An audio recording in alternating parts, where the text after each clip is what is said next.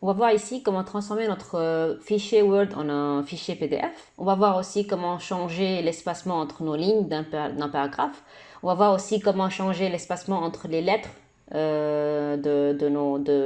mots de notre paragraphe. Et on va voir aussi comment on peut mettre un indice ou bien en exposant les mots ou bien s'il y a des chiffres aussi. Donc voilà.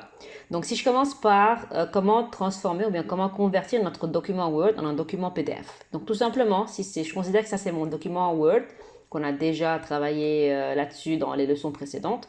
Je vais dans Fichier, je clique sur Enregistrer sous, je clique sur Parcourir et là je choisis, donc imaginons je vais le mettre sur le desktop, je vais choisir PDF et je peux venir changer ici le nom de mon fichier. Je vais le nommer test et là je clique enregistrer et puis automatiquement il va s'ouvrir devant moi et si je le ferme je peux le trouver sur mon desktop parce que je l'ai sauvegardé là-bas. Donc voilà pour comment convertir mon fichier Word en un fichier PDF. Maintenant, si j'ai envie de changer l'interligne entre les lignes de mon paragraphe, ce que je dois faire, je commence par sélectionner mon paragraphe voulu. N'oubliez pas les options, comment on peut sélectionner nos paragraphes ou bien nos mots avec les raccourcis du clavier, déjà vu dans les leçons précédentes.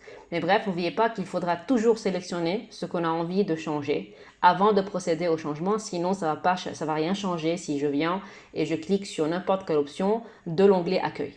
Donc voilà, j'ai sélectionné le paragraphe voulu et là je peux aller ici. Donc c'est écrit ici, si je mets le curseur sur le bouton, il y a un petit descriptif de ce bouton. Donc c'est écrit que c'est l'interligne et l'espacement de paragraphe. Si je clique là-dessus, je vais avoir plusieurs possibilités.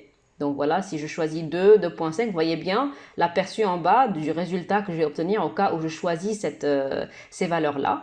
Voilà, je fais ce que je veux, je choisis ce que je veux, mais au cas où j'ai besoin d'utiliser d'autres valeurs qui sont déjà présentées ici, je peux aller dans Options d'interligne et je vais dans Espacement et je dois aller dans Interligne. Choisissez toujours multiple, c'est mieux. Et là, on peut augmenter la valeur comme on veut. Et si je clique OK, voilà le résultat. Je peux aller encore une fois ici et je remets le taux à 1.5 ou bien à 2, donc je fais ce que je veux. Et puis si jamais il y a une valeur dont moi j'ai envie d'introduire et qui n'est pas présente dans la liste qui est là, alors je n'ai qu'à aller dans option d'interligne et je change la valeur et je clique sur OK. Maintenant, il y a encore ces deux options-là. Normalement, ces options-là, on les utilise lorsqu'on veut supprimer l'espace après et avant le paragraphe. Par exemple, si je clique sur supprimer l'espace après le paragraphe, ça veut dire que normalement, si je reviens à la ligne ici, je n'aurai pas un espacement qui est assez grand après le paragraphe. Tout comme si je viens cliquer sur supprimer l'espace avant le paragraphe, ça va être la même chose. Donc voilà pour ces deux options qui sont là. Maintenant, si j'ai envie de mettre en indice ou bien en exposant un mot par rapport à un autre. Donc, imaginons que là, je vais prendre cet exemple-là, compte pour. Je vais enlever l'espace entre compte et pour. Imaginons que je vais mettre le pour en indice. Donc, je vais commencer par sélectionner le mot pour. Voilà, et puis après je viens ici et puis je sélectionne le bouton donc indice et voilà le pour va être un indice par rapport à compte. Si je viens et maintenant j'ai envie de remettre le tout en exposant, je peux faire la même chose. Si je prends par exemple imaginaire avec monde et je veux mettre le mot imaginaire par rapport en exposant par rapport au mot monde, je sélectionne imaginaire. Une petite astuce encore ici que je profite d'introduire, si j'ai besoin de sélectionner uniquement mon mot imaginaire qui est là, qui est quand même collé au mot monde, donc il n'y a pas quand même une séparation, et donc j'ai besoin de sélectionner lettre par lettre jusqu'à arriver à la lettre I pour sélectionner ce que j'ai envie de sélectionner. Donc pour faire ceci, soit je le fais à la main comme d'habitude, soit aussi ce qu'on peut faire, c'est cliquer sur la touche Shift et sur les flèches. Vous voyez, lorsque je fais ça, je suis en train de sélectionner chaque lettre toute seule. Et voilà, je m'arrête ici. D'accord? Donc, gardez en tête le raccourci. Une astuce en utilisant le clavier pour sélectionner un mot qui est attaché à un autre. Je clique sur la touche Shift en parallèle avec les flèches. Cette fois-ci, c'est la flèche qui est orientée vers la gauche. Et voilà, je sélectionne mon mot imaginaire. Et là, je clique sur le bouton exposant et voilà comment je peux transformer le tout de sorte à être en exposant. Évidemment, je peux annuler le tout en cliquant encore une fois sur le bouton. Voilà. Et si je reviens ici et je clique sur le bouton encore, donc tout va revenir comme c'était avant.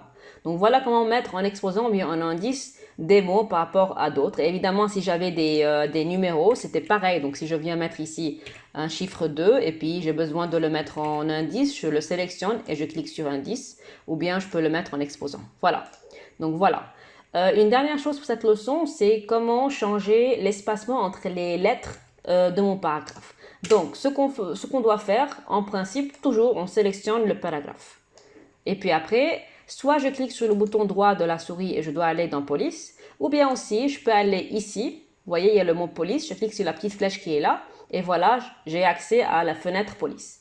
Je dois aller dans l'onglet paramètres avancés, et là, vous avez le cas, donc l'espacement. Soit ça peut être normal, étendu ou bien condensé. On va voir les deux. Donc normal, c'est comme c'est maintenant. Étendu, je dois ici augmenter le chiffre, donc imaginons je veux mettre ça.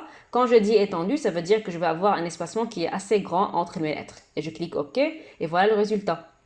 Si je reviens encore une fois, cette fois-ci, je vais prendre le raccourci ici, bouton droit police, et je choisis cette fois-ci condenser. Et là, je vais encore, donc disons, je vais mettre un 4. Plus vous augmentez le chiffre là, plus vous allez avoir des lettres plus condensées. Ou si vous êtes dans l'option étendue, vous allez avoir des lettres encore plus étendues. Donc voilà, vous avez ici un petit aperçu du résultat. Et je clique OK, et voilà le résultat. Voilà, donc c'est comme ça qu'on peut changer un petit peu l'espacement entre nos lettres. C'est comme ça qu'on peut changer aussi l'interligne, ça veut dire l'espacement entre nos lignes du paragraphe. C'est comme ça qu'on peut donc mettre en exposant et en indice nos mots ou bien nos chiffres par rapport à d'autres chiffres ou mots. Et je vous ai montré aussi comment on peut transformer ou bien convertir notre document Word en un document PDF. Donc voilà pour cette leçon.